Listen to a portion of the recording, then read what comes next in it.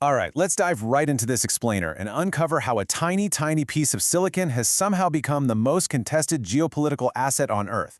You know, we often think of technology as just software, apps, or artificial intelligence in the cloud, but the reality is absolutely none of that exists without the physical hardware underneath it. Today, we're unpacking the global supply chain of semiconductors, and as you'll see, it's a system so incredibly complex, so highly concentrated, and frankly, so fragile that just a single disruption can send absolute shockwaves through the entire global economy. So here's our agenda for today's deep dive. First, the trillion-dollar grain. Second, why factories cost billions. Third, choke points and geopolitical risks. Fourth, the advanced chip war. And finally, the legacy chip threat. Let's get into it.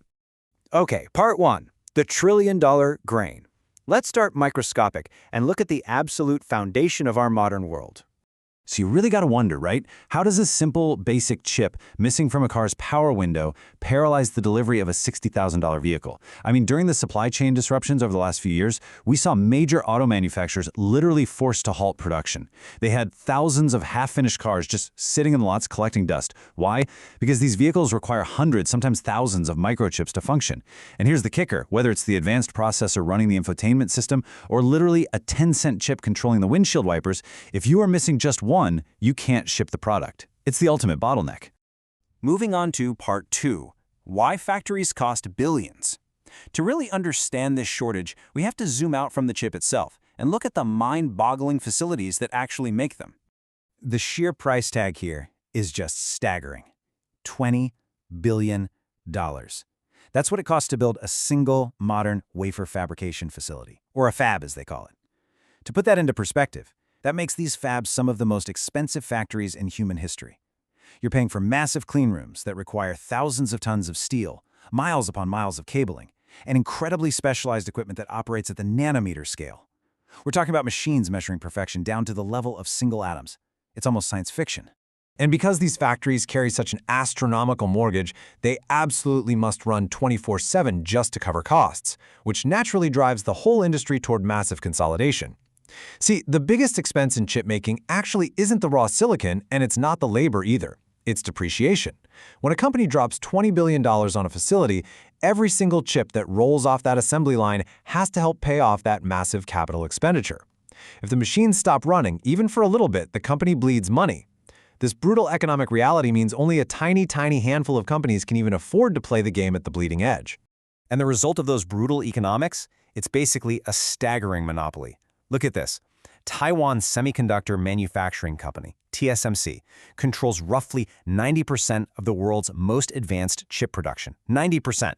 When it comes to the cutting-edge processor chips inside your smartphone, your computer, or those massive AI data centers everyone is building right now, almost all of them come from just one company, located on one single island. The consolidation is just wild. Which brings us to part three, choke points and geopolitical risks. We're going to zoom out even further now to the fragile global supply chain feeding these megafactories. It turns out this extreme concentration isn't just in the manufacturing itself, it's in the raw materials too. China dominates roughly 90% of global rare earth processing. And these rare earth elements are absolutely vital for modern electronics, batteries, the screens we look at every single day. Now, while the elements themselves can be mined in various places all over the globe, the highly toxic, super complex process of actually refining them, that is heavily centralized in China. So all of these global materials feed into incredibly narrow, single-source funnels. And the crucial point here is that a disruption in any one of these bottlenecks can freeze the entire global supply. For instance, when the war in Ukraine broke out, the price of semiconductor-grade neon, which is essential for the lasers used in chip manufacturing, just skyrocketed because Ukraine produced about half the world's supply. Or take lithography machines. A Dutch company named ASML holds an absolute global monopoly on extreme ultraviolet, or EUV lithography machines. Without these $350 million machines, advanced chip production literally stops dead in its tracks. Because of this, true self-sufficiency is practically impossible. The industry completely relies on this hyper-specialized, highly interdependent global network. No single nation, not even the US or China, can build an advanced microchip entirely on its own. It's like a giant puzzle. You need American software to design it, Japanese chemicals to treat it, Dutch machines to print it, Taiwanese expertise to manufacture it, and Malaysian facilities to package it. It really is a masterpiece of globalized trade, but man, does that make it incredibly fragile. All right, part 4, the advanced chip war. Now we zoom all the way out to the geopolitical level, where nations are actively weaponizing these exact bottlenecks. Western nations are aggressively deploying capital right now to onshore manufacturing and lock down these bleeding-edge AI chips. The United States woke up and recognized that relying on a single island for 90% of its advanced computing power is a massive, flashing red national security risk. So they're pouring over $52 billion into subsidies through the CHIPS Act just to convince companies to build fabs on American soil. At the same time, they've teamed up with Taiwan, South Korea, and Japan in the Chip 4 alliance to secure supply chains and jointly restrict the export of advanced manufacturing tech to China. But here's the reality check. Bringing this capability to the West is incredibly difficult. Why? Because building fabs in America costs way more than double and takes nearly twice as long as it does in Taiwan. The math here is just daunting. In Taiwan, the total cost per wafer sits at just over $6,600. In a newly built U.S. facility, that exact same wafer costs over $16,000.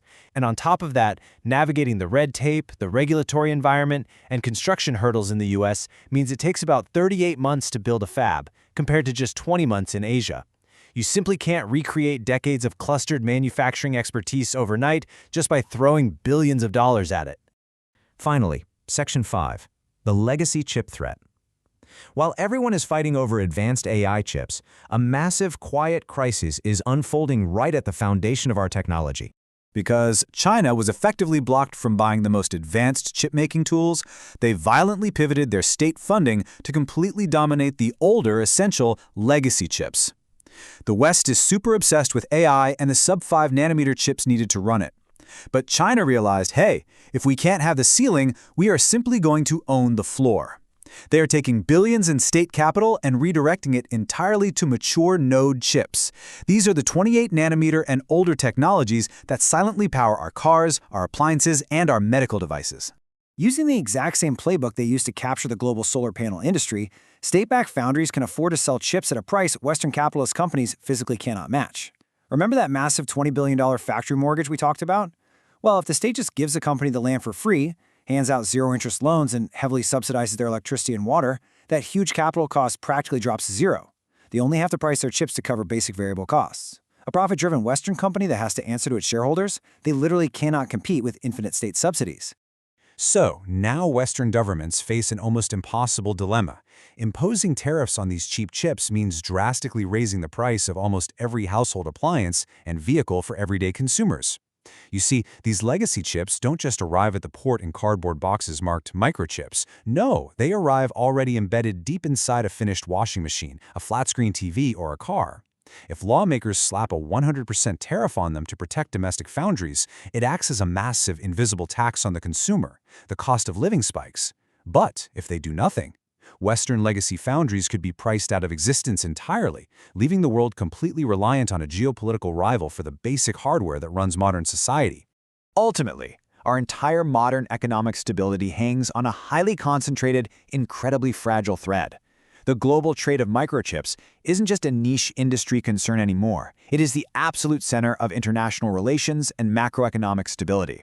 From the billions needed to build a single factory, to specialized chemicals sourced from just one country, to this looming battle over the legacy chips that quietly run our lives, understanding this supply chain really is the key to understanding the future. So the question we have to ask ourselves now is this: as this technology becomes even more deeply embedded in our daily lives, how long can this delicate global balancing act really hold together?